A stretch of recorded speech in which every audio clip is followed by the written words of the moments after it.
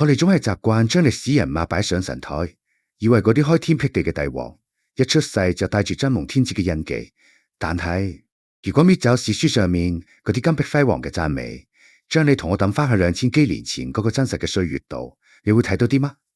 你會睇到一個48歲有少少微胖嘅中年男人，企喺蒙當山下冰冷嘅泥沼入面，望住灰暗嘅天空，滿眼都係絕望同茫然。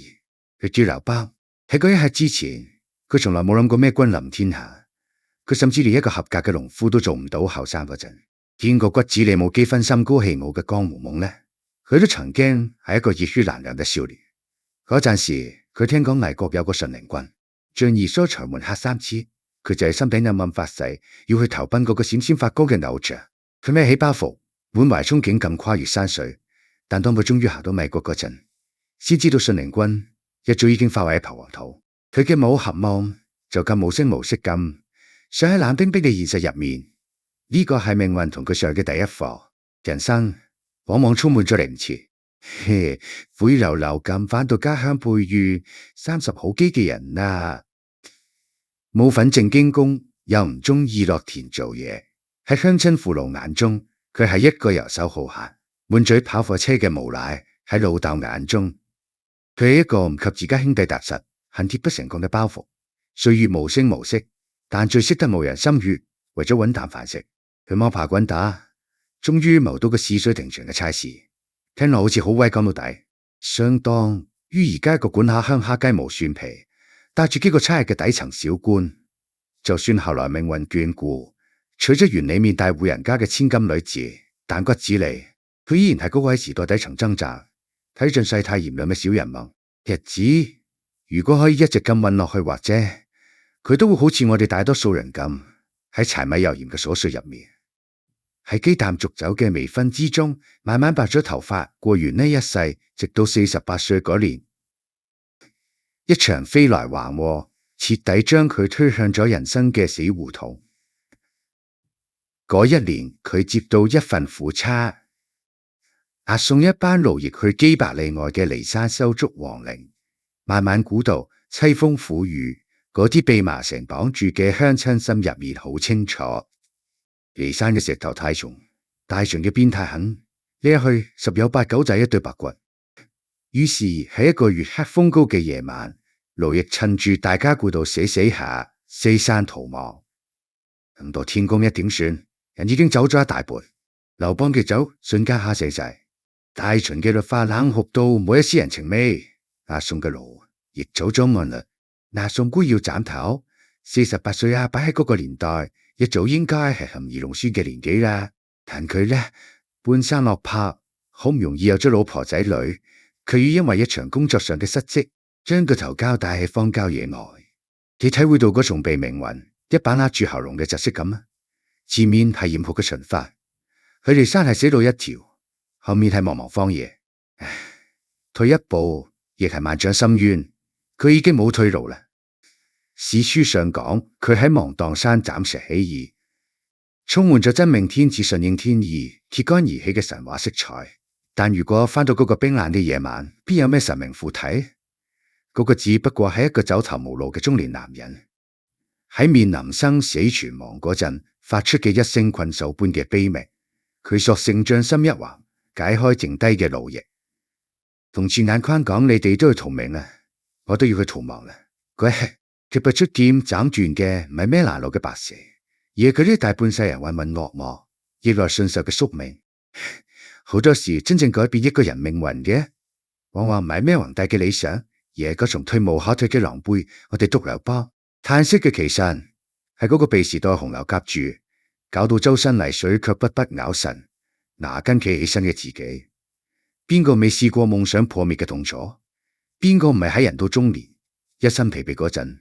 仲要硬生生扛起命運抌落嚟嘅爛攤子？喺嗰片荒蕪嘅沼澤地道，48歲嘅劉邦企咗起身，唔係因為想做咩千古英雄，只係因為佢真係唔想死，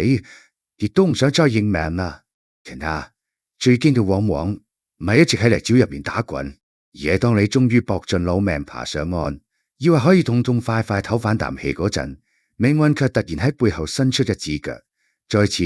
將你捲入無底深淵。佢黐芒砀山起義，已經過咗好幾年。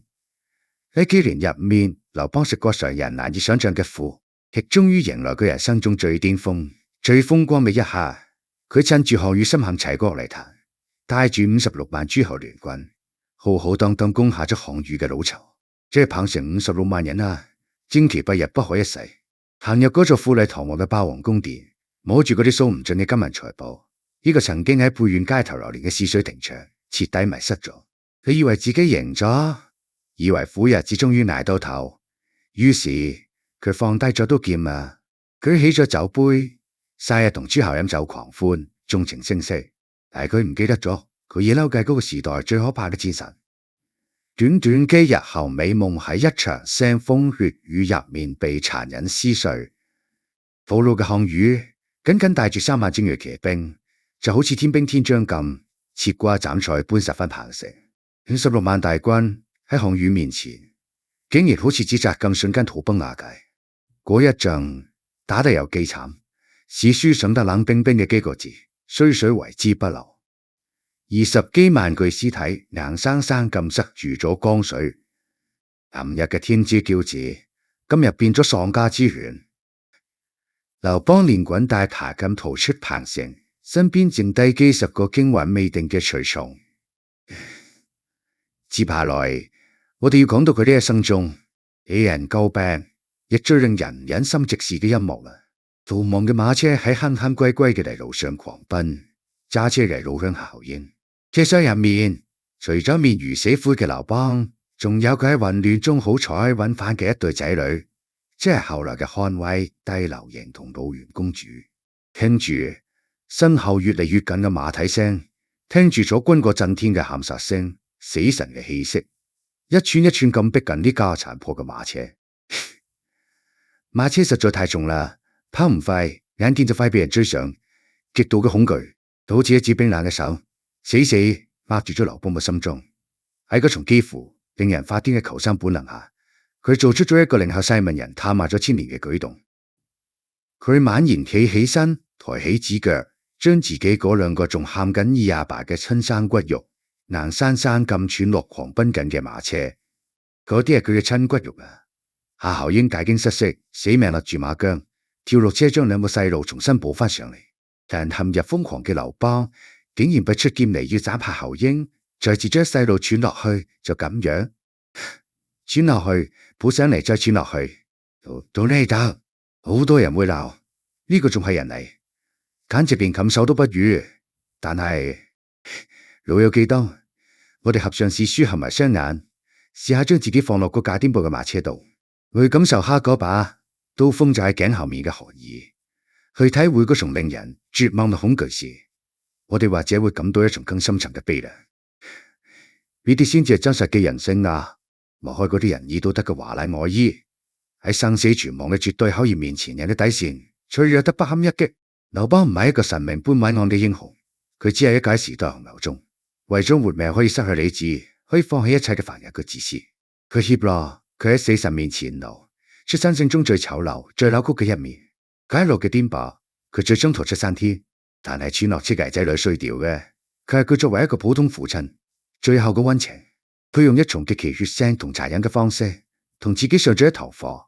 喺呢個食人嘅亂世入面，想活下去，你就必須不斷磨刺自己身上嘅軟弱，哪怕代價係失去一部分屬於人嘅靈魂。我哋唔讚美呢種殘忍，我哋只係深深咁嘆息嗰個大時代下螻蟻一般嘅小人民，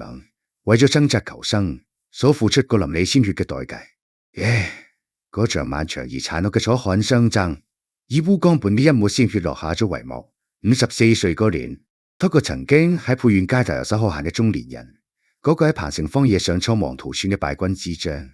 真係坐上咗嗰張仗爭住天下最高權力嘅龍椅。我哋總係以為勤爬到上山頂就可以高枕無憂，就可以同嗰啲出生入死嘅老兄遞大碗飲酒大啖食肉，共享呢個咁臭江山啊！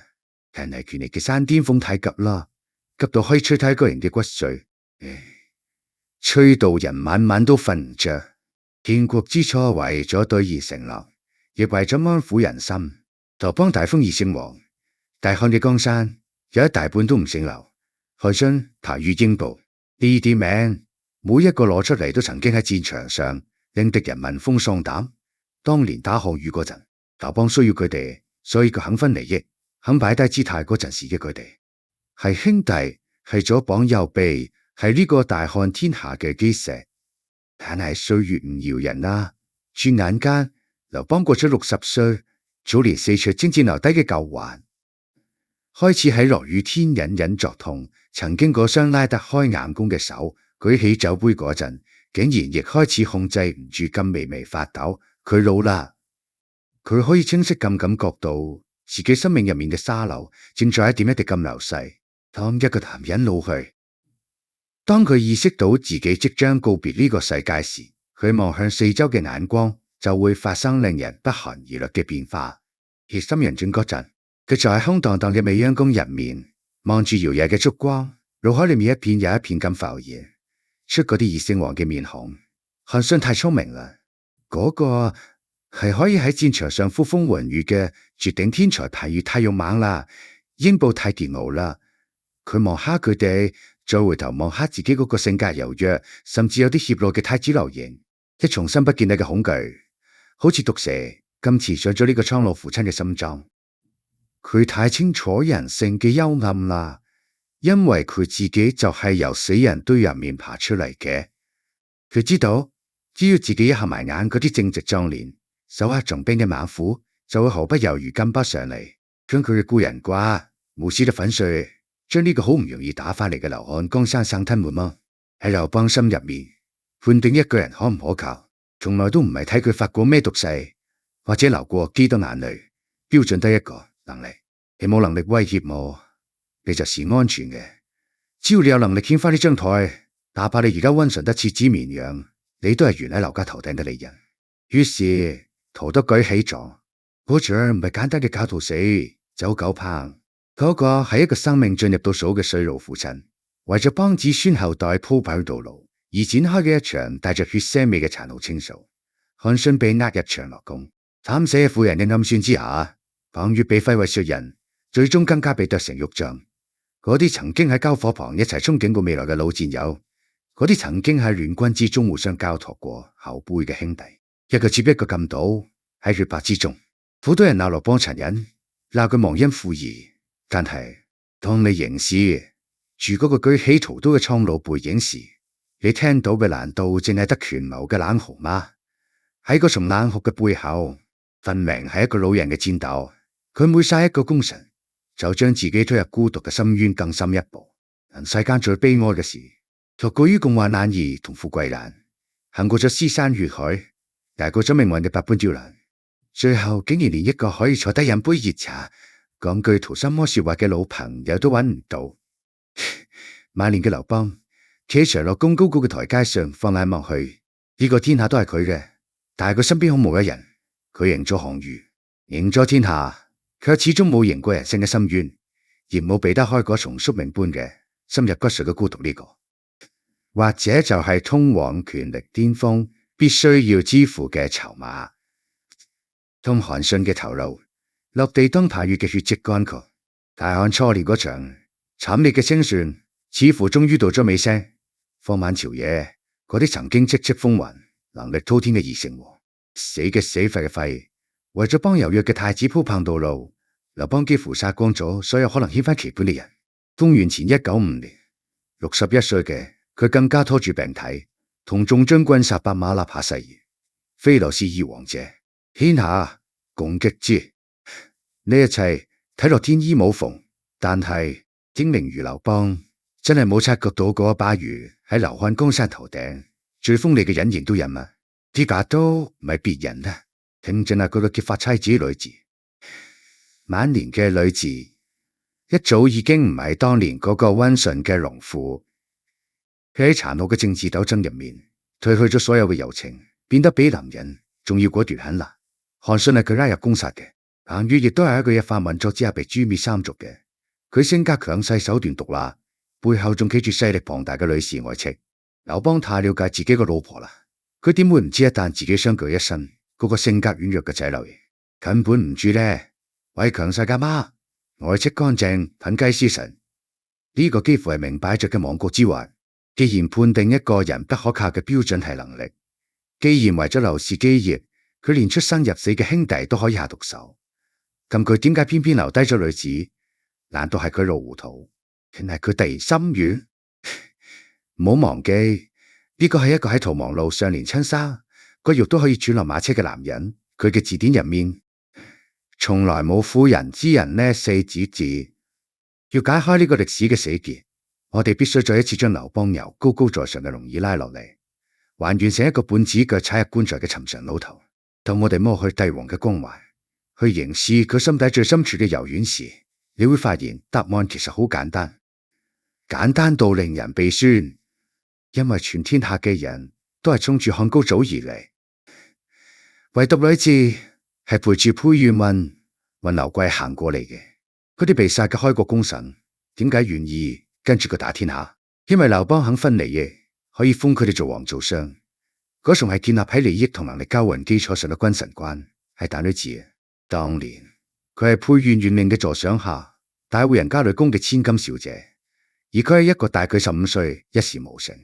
甚至仲帶住個私生子嘅底層小官。係呂雉唔理全家人嘅反對，義無反顧咁嫁俾佢，替佢打理家頭細務，替佢落田耕草，替佢養育嗰個唔係自己親生嘅仔。後來佢押送路易失職逃入蒙當山，成咗朝廷嘅通緝犯。係呂雉冒住斬頭嘅風險，喺深山野林入面一腳高一腳低咁送粗茶淡飯俾佢。再後來楚漢相爭，佢兵敗彭城，只顧住自己逃命，將成家大細全部掟低俾項羽。呂雉喺楚軍嘅軍營入面做咗足足2年幾嘅俘虜2年啊！每日都喺度好想過日子，隨時可能被推出去祭旗。呢啲苦候，後來喺朝堂上高談闊論嘅功臣，邊個替佢受過？劉邦老啦，瞓喺長樂宮嘅病榻上，連起身嘅力氣都冇。佢望住床前呢個正喺度餵佢食藥嘅女人，歲月同苦難一早已經奪走咗佢後生時嘅容貌。佢眼角爬滿咗皺紋，佢雙手沾滿咗曾經老戰友嘅鮮血。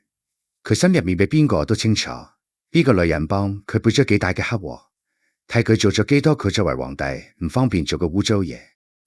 喺生命最後嘅時刻，權謀、算計、帝王心術，全部都好似潮水咁退卻咗，剩低嘅只係一個歷經滄桑嘅丈夫對結髮老妻最深沉嘅愧疚與妥協。佢知道佢可能會散權，可能會打壓劉氏宗親，但佢更相信喺經歷咗一生嘅生死捆綁後，呢個女人絕對唔會毀掉佢哋2公婆由都山火海入面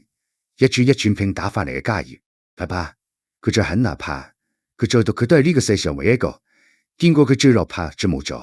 最不堪嘅一面，佢依然冇似係佢嘅人。冇殺呂雉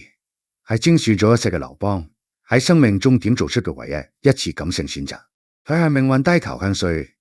越低頭亦向呢份沉甸甸嘅糟糠之。因低頭，無論歷史嘅書頁點樣翻轉，不管後人點樣評價呂后專權，至少喺嗰個殘若如血嘅黃昏，一個男人將一生嘅江山同最後嘅信任默默咁交託俾嗰個曾經同佢共食糟糠嘅女人。公元前195年嘅嗰個夏天，長樂宮裏面嘅芬香依然繚繞。62歲嘅劉邦終於喺嗰張冰冷嘅龍床上面，慢慢合上咗雙眼。佢咽下最後一口氣嗰陣，腦海入面閃過嘅會係望當山嗰晚嘅冷雨，定係彭城外嗰陣天嘅廝殺，又或者係好多年前沛縣街頭嗰碗熱騰騰嘅狗肉湯。我哋無從得知，但呢啲並不妨礙我哋喺2000幾年後嘅今日，喺呢個萬籟俱寂嘅深夜裏面，去重新審視呢個男人跌宕起伏嘅一生。好多時我哋讀歷史讀嘅其實唔係嗰啲帝王將相嘅豐功偉業讀嘅，係我哋自己跌跌撞撞嘅人生。後生嗰陣，我哋總係迷戀項羽，嗰個力拔山兮氣蓋世嘅西楚霸王，中路高貴，那你面容唔係一粒沙。嗰個係我哋對完美人格最極致嘅向往。但係人過中年，經歷咗世事嘅敲打，嘗遍咗生活嘅冷暖，我哋先會喺某個輾轉反側嘅深夜，突然讀懂咗劉邦，懂咗佢嘅無奈，懂咗佢嘅自私，亦都懂咗佢一生嘅傷痕與不堪。佢真係唔係一個完美嘅人，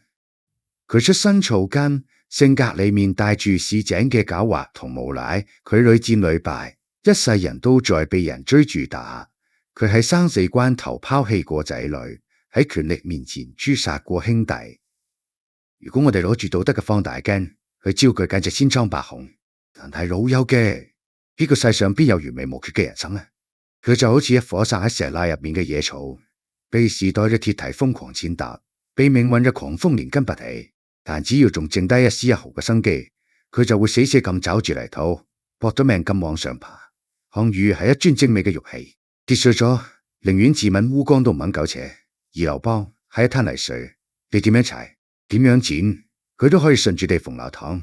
然後喺一片廢墟中重新聚集成江河。呢個就係生存嘅難食。回過頭嚟睇下我哋自己啦，邊個未曾年少輕狂，以為自己可以改變世界？但行下行下，喺供樓養車嘅重壓下，喺父母病痛、仔女升學嘅焦慮中，我哋唔係都經常被生活逼到死角，不得不垂低嗰個曾經高望嘅頭顱嗎？我哋唔係都曾經喺老闆面前賠過不是，喺客戶面前吞過委屈，為咗信任伎倆做過違心嘅選擇，做過狼狽嘅模樣咩？有時夜深人靜，回想起自己做過嘅一啲錯事，行過嘅一啲冤枉路，甚至為咗自保而流露出嘅自私，我哋會陷入深深嘅自責，覺得自己點解活成咗曾經最討厭嘅樣。其實唔需要咁苛責自己。你睇連嗰個開創咗大漢400年基業嘅漢高祖，都曾經有過咁多次嘅落荒而逃，都有過咁多難以啟齒嘅怯懦同陰暗。命運本來就係無常嘅，喺大時代嘅洪流同生活嘅重擔面前，能夠掙扎住生存落嚟，本身就已經用盡咗全力。放低對完美嘅執念啦，去原諒嗰個曾經喺歲月裏面狼狽不堪嘅自己，接受自己嘅平凡，亦都接納人性入面嗰啲脆弱，嗰啲我哋咬實牙根吞落肚嘅委屈，嗰啲我哋喺泥沼入面摸爬滾打沾上嘅污泥，唔單止冇毀掉我哋，反而生長成我哋身上最堅硬嘅鎧甲，構成咗我哋充滿力量嘅大背心。夜深啦，如果你都曾經喺生活嘅泥潭入面苦苦掙扎，如果你都曾經因為命運嘅刁難而遍體鱗傷，今晚請輕輕咁拍下自己個膊頭，合埋雙眼，話俾嗰個疲憊嘅自己聽，哪怕一路跌跌撞撞，哪怕曾經成身泥水，但能夠咬住牙活落嚟，安安穩穩咁行到今日，你已經好累啦。